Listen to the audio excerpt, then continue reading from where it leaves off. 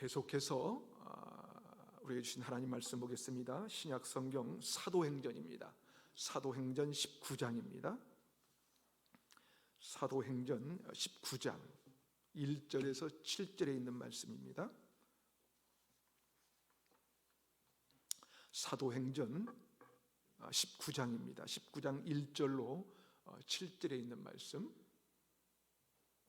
저와 여러분이 한 절씩 교독하도록 하겠습니다. 아볼로가 고린도에 있을 때에 바울이 이 지방으로 다녀 에베소에 와서 어떤 제자들을 만나 이르되 너희가 믿을 때에 성령을 받았느냐? 이르되 아니라 우리는 성령의 계심도 듣지 못하였노라. 바울이 이르되 그러면 너희가 무슨 세례를 받았느냐?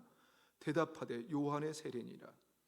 바울이 이르되 요한이 회개의 세례를 베풀며 백성에게 말하되 내 뒤에 오시는 이를 믿으라 하였으니 이는 곧 예수라 하거늘 그들이 듣고 주 예수의 이름으로 세례를 받으니 바울이 그들에게 안수하며 성령이 그들에게 임하심으로 방언도 하고 애언도 하니 함께 읽겠습니다. 모두 12사람쯤 되니라. 아멘. 설교를 시작하기 전 여러분에게 질문을 한번 해볼까요? 여러분은 예수님의 제자이십니까? 다시 한번요. 여러분은 예수님의 제자다운 제자이십니까? 네. 제자이십니까? 라고 질문하면 소리가 아멘이라고 대답이 쉬운데요, 다르게 제자다운 제자이십니까? 라고 물으니까 대답이 좀 어려우시죠? 그래요. 저도 쉽지 않아요. 과연 나는 참다운 제자인가? 그렇다면 여러분, 참된 그리스도의 제자는 어떤 모습이어야 한다고 생각하십니까? 한번 생각해 보세요. 데이비드 제르마이어라는 분이 쓴 생명력 있는 그리스도인의 삶이라는 책에 보면 한 유대인 작가가 들려준 제자의 모습을 이렇게 소개하고 있습니다. 러시아의 작은 유대인 마을에 한 랍비가 살았는데요, 이 랍비가 금요일 아침마다 어디론가 사라지는 거예요. 그러자 그의 제자들은 그 시간 랍비는 하늘로 올라가서 하나님과 직접 대화를 나눈다라고 생각을 했습니다.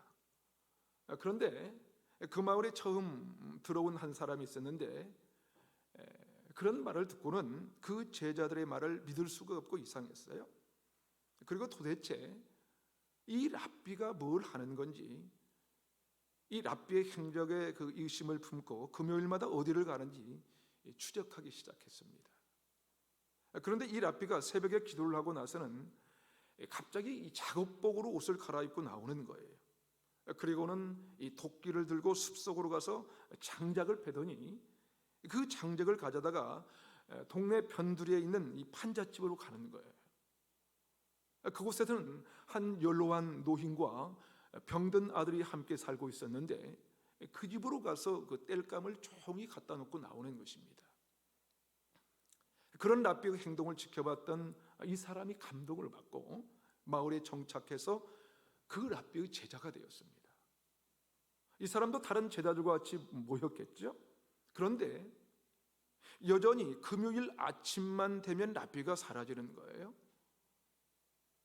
그러니까 다른 제자들이 말합니다. 우리 랍비는 금요일 아침마다 하늘로 올라가셔. 그때 이 사람이 미소를 지면서 작은 목소리로 대답을 했습니다. 그래요. 그런데 그렇다고 꼭 높이 올라가는 것은 아닙니다. 무슨 뜻인지 아시겠죠? 저는 이것을 읽으면서 제자다운 제자란 무엇일까? 나는 과연 제자다운 제자인가? 제자다운 모습으로 살아가고 있는가? 다시 한번 깊이 생각하며 질문해 보게 되었습니다. 저는 우리 교회가 건강한 교회가 되기를 원하는데요, 그렇다면 교회를 이루는 나, 이 교회를 이루는 나는, 교회된 저와 여러분은 과연 제자다운 제자로 살고 있는가 하는 것입니다. 사랑하는 여러분, 우리는 정말 제자다운 제자일까요?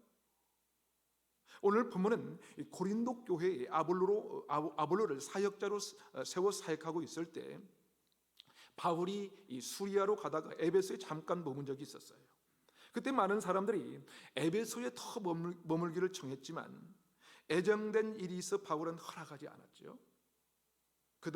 그러나 바울은 떠나면서 만일 하나님의 뜻이면 돌아올 것이다 약속했는데 약속대로 돌아왔어요. 돌아와서 놀랍게도 어떤 제자들을 만났는데 그 제자들이 이상한 거예요. 제자다운 모습이 아니라 이상한 모습을 가진 그런 모습을 보면서 바울이 깜짝 놀랐습니다. 짧은 기간이었지만 복음을 잘 전했다고 생각했는데 이 사람들이 보니까 예배도 열심히 드리고 봉사도 잘하고 기도도 열심히 하는데 제자다운 이 모습이 없는 거예요. 제자로서 나타나는 그 인격의 변화가 나타나지 않았다는 것이죠. 여전히 자기중심적이고요, 여전히 그 삶이 변화되지 않는 것입니다. 예수 믿는 제자들에게 나타나는 그런 특성들이 나타나지 않고 여전히 이 자신의 생각대로 사는 거예요. 다시 말해서 머리는 커졌는데 그 인격의 변화는 없었던 것이지요. 사랑하는 여러분, 혹시 우리도 성경에 대한 지식과 이 종교적인 열심만으로 우리가 주님의 제자라고 착각하며 살고 있는 것은 아닐까요? 오늘 본문을 보면 바울이 에베소에서의 사역을 통해서 그들에게 어떤 변화가 일어났는지 소개하고 있는데요, 다시 말해서 제자답지 못했던 그들의 제자다운 제자로 변화되는 놀라운 장면이 오늘 본문에 기록되어 있습니다. 우리는 오늘 본문을 통해서 우리가 어떻게 제자다운 이 제자가 될 수 있는지 그 원리를 배워서 예수님의 제자다운 제자로 변화되기를 주님의 이름으로 축원합니다. 그렇다면 우리가 어떻게 제자다운 제자가 될 수 있을까요? 첫 번째로 믿을 때 주어지는 이 성령을 받아야 합니다. 바울이 에베소 교회에 돌아와 제자들을 만나서 처음 말한 것이 무엇입니까? 오늘 보면 2절을 다시 한번 보십시오. 2절을 다시 한번 읽어볼까요? 시작. 이르되 너희가 믿을 때 성령을 받았느냐? 이르되 아니라 우리는 성령이 계심도 듣지 못하였노라. 바울이 변하지 않는 이상한 에베소 성도들에게 뭐라고 질문합니까? 지금 너희가 믿을 때 성령을 받았느냐라고 질문합니다. 믿을 때 뭘 받았냐고요? 성령을 받았느냐? 여러분, 이상하지 않습니까? 제자답지 않는 모습을 보면 뭘 물어봐야 돼요? 뭘 물어봐야 됩니까? 대부분 이렇게 묻습니다. 제자 훈련은 제대로 받으셨나요? 성경 암송은 잘하십니까? 큐티는 빠지지 않고 하시는 것이죠? 이런 질문을 합니다. 그런데 바울은 제자답지 못한 성도들을 보면서 뭐라고 했어요? 지금 뭐라고 했습니까? 너희가 믿을 때 성령을 받았느냐? 라고 하는 것입니다. 라고 질문하는 것입니다. 왜 이런 질문을 던졌을까요? 성령이 임하지 않으면 제자다운 제자가 될 수 없기 때문에 그렇습니다. 우리가 주님의 제자가 된다는 것은 교회에 다닌다고 해서 제자 훈련을 받았다고 해서 다 제자가 되는 것은 아니에요. 설교를 들어도 훈련을 받아도 여전히 하나님과 동떨어진 삶을 사는 사람들이 있고요, 인격이 변화되지 않는 사람들이 있는 것입니다. 우리가 훈련을 받았는데도 주님의 제자다운 모습이 나타나지 않는 것은 이 제자란 우리가 주님의 은혜, 다시 말해서 성령의 역사하심이 없이는 우리의 노력만으로는 제자다운 이 제자가 되지 않는다는 거예요. 여러분, 제자 훈련의 최고의 스승이 누구이십니까? 예수님이시죠. 예수님의 제자들은 최소의 그 최고의 스승에게 3년간이나 제자 훈련을 받았지만 십자가 앞에 다 도망치고 예수님을 부인하지 않았습니까? 그런데 이들이 사도행전에 와서 완전히 돌변합니다. 아무리 엄청난 고난과 핍박이 와도 그리스도의 증인이 되는 삶을 살고 있는 것입니다. 왜요? 그들에게 성령이 임하셨기 때문이에요. 성령이 제자들에게 임하는 순간 그들이 나가서 이 복음을 전하기 시작한 것입니다. 사도행전 2장 4절에 오니까 이렇게 기록되어 있습니다. 그들이 다 성령의 충만함을 받고 성령이 말하게 하심을 따라 다른 언어들로 말하기를 시작하니라. 그들이 다른 언어로 복음을 말하기 시작했습니다. 누구의 인도하심을 따라서요? 성령의 인도하심을 따라. 그러니까 그들이 복음을 전한 것은 그들의 지혜가 아니라 성령의 역사였다는 거예요. 성령의 역사. 바로 그것이 교회가 영혼을 구원하고 제자 담는 공동체로 서야 하는 가장 핵심적인 이유인 것입니다. 사랑하는 여러분, 무슨 말입니까? 인격이 변하는 이 주님의 제자, 이것은 우리의 노력으로 되는 것이 아니라 성령이 임하실 때 된다는 거예요. 성령이 임하실 때. 그래서 A.W. 토저는 그의 책 이것이 성령님이다 해서 이렇게 얘기합니다. 그리스도의 복음은 본질적으로 영적인 것이다. 성령님이 기독교의 진리를 통해 인간의 영혼을 변화시킬 때 그는 신령한 사람으로 변화한다. 우리가 어떻게 신령한 사람, 주님의 제자다운 이 제자로 변화할 수 있다고요? 복음은 영적인 거예요. 영적인 것이기 때문에 성령께서 우리 영혼을 변화시킬 때만 우리의 영혼이 변화될 수 있다는 것입니다. 그렇습니다. 여러분, 기독교는 내가 노력해서 변화되는 이 고행의 과정이 아니에요. 고행의 과정이 아닙니다. 하늘부터 덧입는 능력에 의해서 변할 것 같지 않는 그 우리가 변화되는 것, 이것이 기독교인 것을 믿으시기를 주님의 이름으로 축원합니다. 그런데 오늘 본문에 에베소 교회 성도들에게 뭐가 없었어요? 성령이 임하지 않았다는 거예요. 성령이. 안타깝게도 오늘 본문 2절에 보니까 에베소에서 바울이 만났던 제자들은 성령의 계심을 듣지도 못했다고 하지 않습니까? 성령의 계심을 듣지도 못했다는 거예요.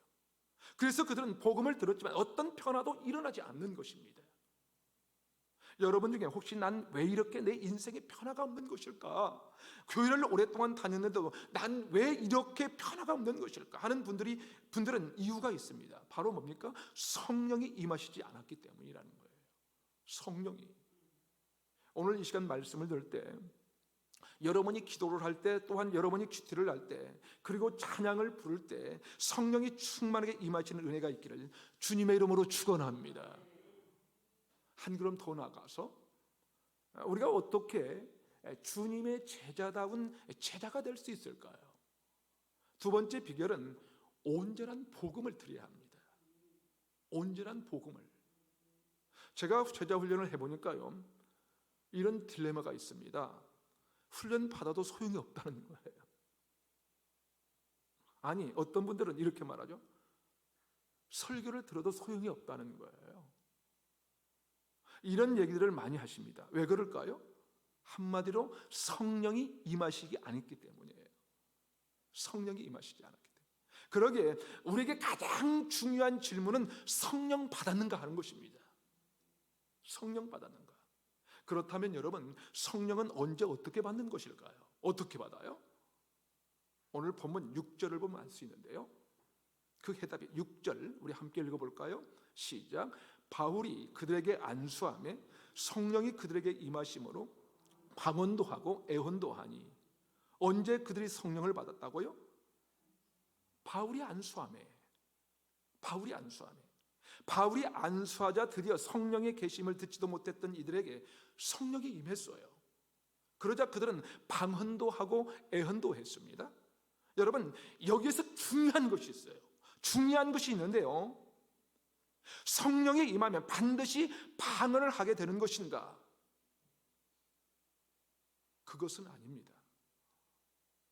당시 그들이 방언과 애언을 하게 된 것은 성령이 임하시는 것을 한 번도 본 적이 없는 사람들에게 사인이 필요했던 거예요. 표적이 필요했던 거예요. 바로 그 사인이 방언과 애언이었던 것입니다. 여러분, 성령이 임하시면 가장 중요한 것이 뭔지 아세요? 뭡니까? 그것은 성령의 열매가 나타나는 거예요. 성령의 열매가 나타나고 성령의 능력이 나타나는 것입니다. 바로 그 성령의 열매와 능력이 저와 여러분 가운데 나타나시기를 주님의 이름으로 축원합니다. 그런데 언제 성령을 받았다고 합니까? 바울이 안수를 하니까. 바울도 그랬어요. 바울도 언제 성령을 받았냐면요, 사도행전 9장 17절에 이렇게 기록되어 있습니다. 함께 읽어볼까요? 함께 읽겠습니다. 시작. 아나니아가 떠나 그 집에 들어가서 그에게 안수하여 이르되, 형제 사울아, 주 곧 내가 오는 길에서 나타나셨던 예수께서 나를 보내어 너로 다시 보게 하시고 성령으로 충만하게 하신다 하니. 바울이 언제 성령으로 충만해졌습니까? 아나니아가 안수했을 때. 안수를 받아야 하는구나. 안수가 중요하네요. 오늘 예배 끝나고 안수 기도할까요? 큰일 났네요. 저는 바울과 같은 안수 기도의 능력이 없는데요. 사랑하는 여러분, 정말 안수가 중요할까요? 그렇습니까? 아닙니다. 그것은 본문을 오해한 거예요. 본문을 오해한 것입니다. 본문을 자세히 보면 안수 기도했기 때문에 성령을 받은 것이 아니에요. 물론 안수 기도 한 순간 성령이 임하셨지만 그 전에 더 중요한 본문이 있습니다. 그것이 오늘 본문 2절과 3절입니다. 2절과 3절을 다시 한번 읽어보겠습니다. 시작. 이르되 너희가 믿을 때 성령을 받았느냐? 이르되 아니라 우리는 성령의 계심도 듣지 못하였노라. 바울이 이르되 그러면 너희가 무슨 세례를 받았느냐? 대답하되 요한의 세례니라. 여기에 보니까 너희가 믿을 때 성령을 받았느냐라고 물으니까 뭐라고 해요? 뭐라고 합니까? 우리는 성령이 계신 것도 듣지 못했다고 합니다. 자, 그때 바울이 성령에 대해서 얘기한 것이 아니라고 뭐라고 합니까? 뭐라고 해요? 그러면 너희가 무슨 세례를 받았느냐라고 하면서 세례를 받았는지 확인을 하죠. 그죠? 여러분, 세례가 뭡니까? 그럼 세례가 뭐예요? 복음을 듣고 믿음을 가진 사람들이 그 신앙을 고백함으로 받는 것이 세례입니다. 다시 말해서 세례를 받았다는 것은 뭐냐면 분명한 복음을 정확하게 들었다는 얘기입니다.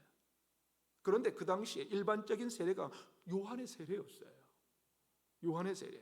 당시 고린도 교회를 섬겼던 아볼로도 요한의 세례에 대해서만 알고 있었다는 것이죠. 요한의 세례는 회개의 세례였거든요.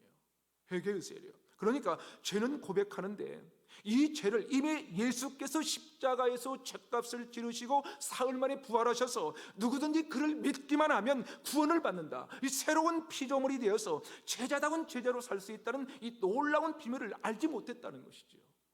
그걸 몰랐다는 겁니다. 그래서 바울이 그것을 확인한 것입니다.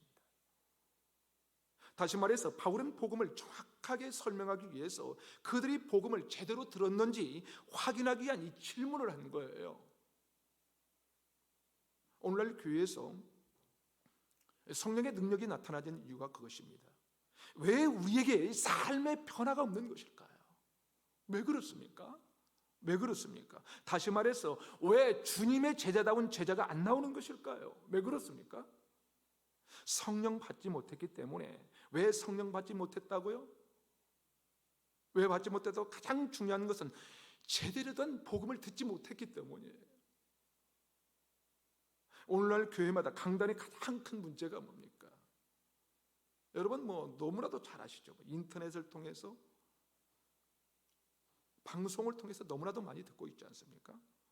제대로 된 복음, 정확한 복음이 선포되지 않는다는 거예요. 그래서 트레빈 왁스라고 하는 분이 쓴 일그러진 이 복음이라는 책에 보면 이렇게 얘기합니다. 잘 한번 들어보세요. 우리에게는 성경적인 복음이 있어야 한다. 그러나 너무 자주 가짜에 만족한다. 그러니까 예수 그리스도의 죽으심과 부활에 대해서 깊이 깨닫지 못한 상태에서 신앙생활을 하다 보면 율법주의가 된다. 율법주의가 되고 그저 종교 생활에만 익숙해질 수가 있다는 것입니다. 그러기에 이 정확한 이 복음 듣고 깨닫는 것이 중요합니다. 그렇다면 여러분, 진정한 이 복음이 무엇일까요? 복음의 핵심 구절이 로마서 5장 8절입니다. 로마서 5장 8절은 이렇게 말씀하고 있습니다. 우리 한번 함께 읽어볼까요? 시작. 우리가 아직 죄인 되었을 때 그리스도께서 우리를 위하여 죽으심으로 하나님께서 우리에 대한 자기의 사랑을 확증하셨느니라. 여러분, 이것이 왜 참된 복음입니까? 왜 그렇습니까? 우리가 아직 죄인 되었을 때 우리가 죄로 인해 망가져 있을 때, 우리가 아무리 노력해도 스스로를 구원할 수 없는 그런 절망에 빠져 있을 때 그리스도께서 우리를 위하여 죽으셨고 우리 죄를 대신하셨습니다. 그러므로 우리가 죄의 문제를 해결받고 우리가 변화될 수 있게 된 것입니다. 이것이 바로 가장 중요한 복음이에요. 저와 여러분이 이 정확한 복음을 믿으시기를 주님의 이름으로 축원합니다. 바로 그 복음을 깨닫고 깨달을 때 성령이 임하신다는 것입니다. 그래서 바울은 이상한 제자들에게 이 정확한 이 복음을 다시 전합니다. 사랑하는 여러분, 우리가 정확한 복음을 듣고 깨달아 알며 우리 가운데 성령이 임하여서 제자다운 제자된 삶을 사는 저와 여러분이 되시기를 주님의 이름으로 축원합니다. 마지막으로 우리가 어떻게 제자다운 제자가 될 수 있을까요? 자, 그 세 번째 비결은 온전한 믿음을 가져야 합니다. 사실 에베소 사람들은 온전한 이 복음을 듣지 못해서 온전한 믿음을 가질 수가 없었습니다. 그들은 요한의 세례를 받고 날마다 죄는 고백했어요. 죄는 고백했는데 그런 믿음은 있었지만 온전한 믿음은 없었다는 거예요. 에베소서 2장 8절과 9절은 이렇게 말씀합니다. 너희는 그 은혜에 의하여 믿음으로 말미암아 구원을 받았으니 이것은 너희에게서 난 것이 아니요 하나님의 선물이라. 행위에서 난 것이 아니니 이는 누구든지 자랑하지 못하게 함이라. 그러니까 이 복음을 들을 때 구원을 받는 것이 아니라 복음을 듣고 믿을 때에 구원을 받고 영생을 얻는 것입니다. 다시 말해서 이 사망에서 생명으로 옮겨지는 삶을 살게 되는 것이죠. 중요한 것은 이 성경이 말씀하는 이 온전한 믿음이 있는가 하는 거예요. 온전한 믿음. 썬데이 크리스찬 중에는 대부분 모태신앙이 많아요. 모태신앙. 그래서 기도도 못해요. 찬양도 못해. 그냥 참석만 해. 그러죠. 그저 습관이 되어서 신앙생활을 이 문화적으로 받아들이는 거예요. 그런데 오늘 에베소에서 바울이 만난 이 제자들이 그랬어요. 그들은 예수님에 대해서 나름대로 지식도 갖고 있었어요. 세례를 받았던 사람들입니다. 그래서 날마다 회개했어요. 날마다 회개합니다. 예배에 빠지지도 않았고요. 예배에 빠지면 괜히 찜찜했어요. 철저하게 11조했어요. 그러나 그들의 삶에는 헌신과 변화가 없었다는 것입니다. 왜 그러셨습니까? 왜 그랬습니까? 왜? 성령을 받지 못했기 때문입니다. 성령을. 왜 성령 받지 못했어요? 제대로 된 복음을 듣지 못했기 때문이에요. 그런데 그 복음을 들었음에도 불구하고 변화되지는 않는 사람들이 있어요. 사실 복음을 듣고 어떤 사람은 변화되는데 어떤 사람은 변화되지 않습니다. 왜 그럴까요? 똑같이 예배를 드리는데 어떤 사람은 은혜를 받습니다. 그런데 어떤 사람은 은혜를 받지 못합니다. 왜 그럴까요? 왜 그렇습니까? 무엇이 문제일까요? 뭐가 문제예요? 성령을 왜 받지 못하는 것일까요? 똑같은 자리에 있는데 어떤 사람은 성령을 받고 어떤 사람은 받지 못해요. 왜 그럴까요? 왜 복음을 들었는데도 성령을 받지 못하는 것일까요? 여러분, 들었다고 해서 다 성령을 받는 것은 아닙니다. 오늘 바울이 뭐라고 말합니까? 너희가 믿을 때에 성령을 받았느냐? 라고 묻습니다. 다시 말해서 너희가 들었을 때에 성령을 받았느냐라고 묻지 않았다는 거예요. 무슨 말입니까? 성령은 제대로 된 복음이 선포되어야 하지만 그 선포된 복음을 믿는 자만이 성령을 받는다는 것입니다. 아멘이십니까? 요한복음 5장 39절에 보면 예수님을 믿지 못한 바리새인들에게 이렇게 말씀합니다.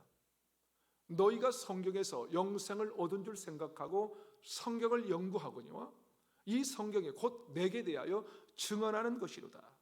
그러나 너희가 영생을 얻기 위하여 내게 오기를 원하지 아니하는도다. 바리새인들은 이 영생을 얻으려고 성경을 읽었어요. 그런데 예수님께서 오지 않았다는 것입니다. 다시 말해서 예수님께 마음의 문을 열지 않았다는 거예요. 문을 열지 않아서 예수님을 영접하지 않았다는 것입니다. 여러분, 믿음이란 이 마음의 문을 열고 나를 위해서 십자가를 지시고 부활하신 그 예수님을 받아들이는 거예요. 받아들이는 거. 그래서 갈라디아서 2장 20절 말씀대로 이제 내가 사는 것이 아니요 오직 내 안에 그리스도께서 사신 것이라고 고백하는 것입니다. 그것은 예수님을 영접하는 순간부터 일어나는 거예요. 그래서 주인이 바뀐 삶의 모습을 내 옆 사람들이 인지하지 않을 수 없게 되는 것이죠. 그런데 왜 우리는 변화가 일어나지 않는 것일까? 왜? 예수님께서 말씀하십니다. 요한복음 5장 44절입니다. 요한복음 5장 44절 우리 함께 읽어볼까요? 시작. 너희가 서로 영광을 취하고 유일하신 하나님께로부터 오는 영광은 구하지 아니하니 어찌 나를 믿을 수 있느냐? 왜 못 믿는다고 합니까? 왜 못 믿는다고 해요? 너희가 서로 뭡니까? 영광을 취했기 때문이라는 거예요.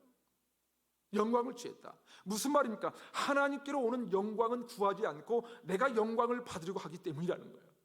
내가 아니라고 말은 하는데 사실은 내가 인정받고 싶다는 거예요. 내가 인정받고 싶은 거예요. 그렇습니다. 자신의 영광을 위해서 사는 사람은 아무리 온전한 복음을 들어도 온전한 믿음을 가질 수가 없다는 것입니다.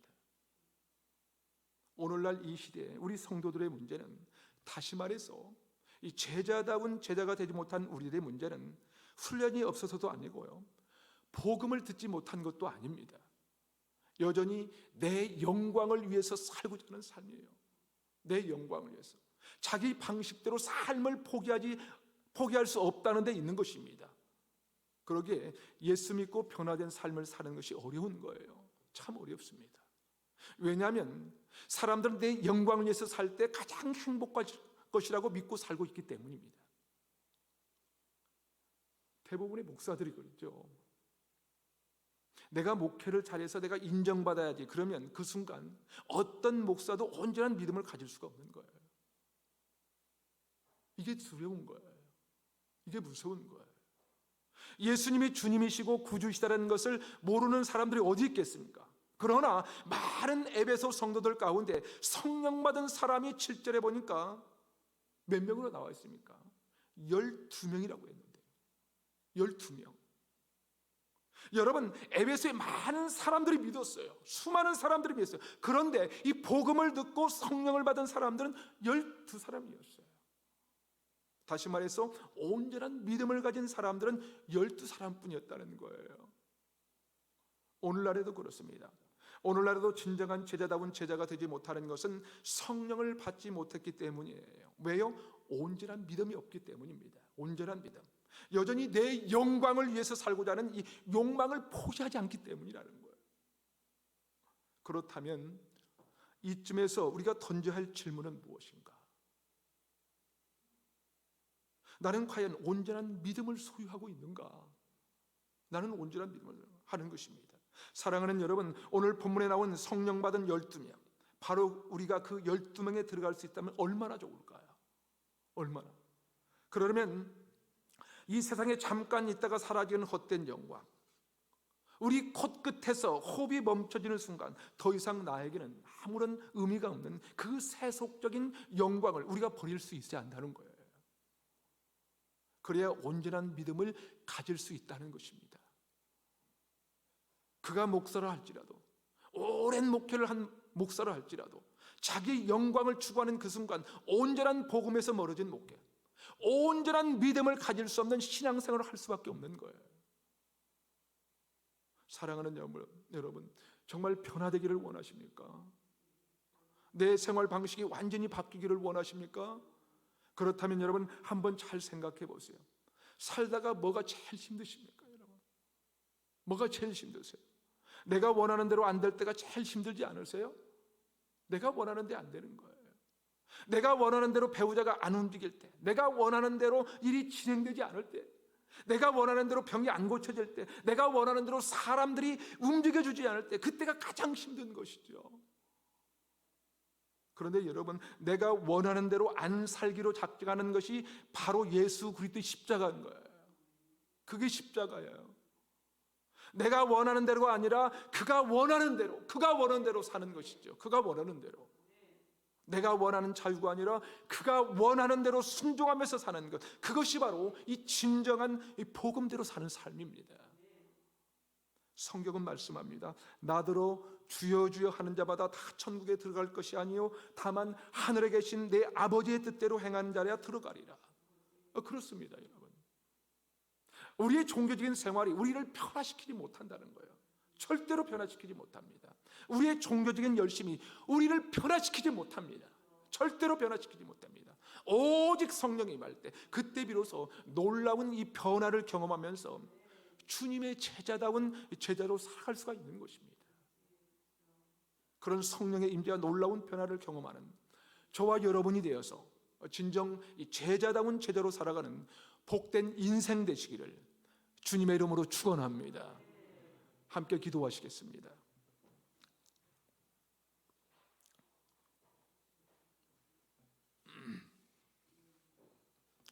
함께 기도하실 때 하나님 아버지, 예수님의 제자다운 제자가 되기 원합니다. 나의 인격이 변하고 변화된 삶으로 제자다운 제자의 삶을 살게 하여 주시옵소서. 에베소 교회에 성령 받은 12명처럼 우리에게도 성령을 부어 주시옵소서. 하나님 아버지, 우리 교회가 온전한 복음만 선포하게 하옵소서. 그 복음을 깨닫고 깨달은 자들이 온전한 믿음의 삶을 살 수 있도록 우리를 이끌어 주시옵소서. 우리의 섬김과 헌신이 내가 인정받고 내 영광을 위한 것이 아니라 오직 하나님의 영광 위하여 섬기며 헌신할 수 있도록 도와주옵소서.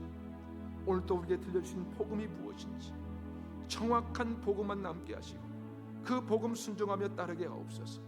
주신 말씀 한번 새기면서 우리 다 같이 한번 기도로 나가겠습니다. 함께 기도합시다. 하나님 아버지, 하나님 아버지, 예수님의 제자다운 제자 되기를 소망합니다. 하지만 너무나 부족하기에, 너무나 연약하기에 넘어지고 아버지 하나님 낭망한 때가 참 많습니다. 아버지 하나님, 나의 인격이 변화되고 하나님 변화된 삶으로 주님 제자다운 제자의 삶을 살기를 원합니다. 주님 불쌍히 여겨주시옵소서. 주님 긍휼을 베풀어 주시옵소서. 나의 인격이 변화가 되게 도와주시옵소서. 나의 삶이 변화된 삶이 될 수 있도록 아버지 도우시고 역사하여 주시옵소서.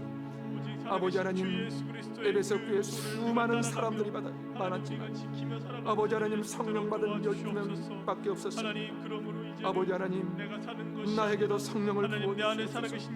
나에게도 성령을 부어주시옵소서. 하나님 아버지, 우리 교회가 온전한 복음만 선포되는 교회가 될 수 있도록 도와주시고 아버지 하나님, 그 복음을 듣고 깨달은 자들이 온전한 믿음의 삶을 살아갈 수 있도록 붙잡아 주시옵기만을 기도하고 원합니다. 아버지 하나님, 우리의 섬김과 헌신이 내가 인정받고 내 영광 위한 것이 아니라 오직 하나님의 영광을 위하여 섬기며 헌신할 수 있는 삶을 살아갈 수 있도록 도와주시기를 원합니다. 아버지 하나님, 오늘 또 우리에게 들려주신 복음이 무엇인지 정확한 복음을 깨닫게 하여 주시고 정확한 복음만 남게 하시고 그 복음을 순종하며 따르며 살아갈 수 있는 아버지 주님의 제자다운 제자의 삶을 살아갈 수 있도록 오 주님 도와주시옵소서. 하나님 도와주시옵소서. 오 주님, 우리를 위하여 십자가에 죽으시고 사흘 만에 부활하셔서 지금도 우리를 위하여 친히 간구하시는 주님, 그 주님이 우리의 구주요 인생의 주관자이심을 고백하며 찬양합니다. 우리에게 은혜로 말미암아 구원의 선물 주셔서 새로운 피조물 되게 하시고 죽음에서 영생으로 어둠에서 빛으로 인도하신 하나님 참 감사합니다. 하나님 아버지, 우리가 온전한 복음을 듣고 깨달아 알게 하옵소서. 그리스도의 제자다운 제자로 살기 원하오니 아버지, 우리를 도우시고 우리 루야교회 공동체 안에 성령의 능력과 성령의 열매가 풍성하게 맺히도록 우리를 친히 이끄시고 인도하시며 역사하여 주시옵소서. 감사와 영광을 주께 올려드리며 우리의 구주 예수님의 이름으로 기도하옵나이다. 아멘. 아멘.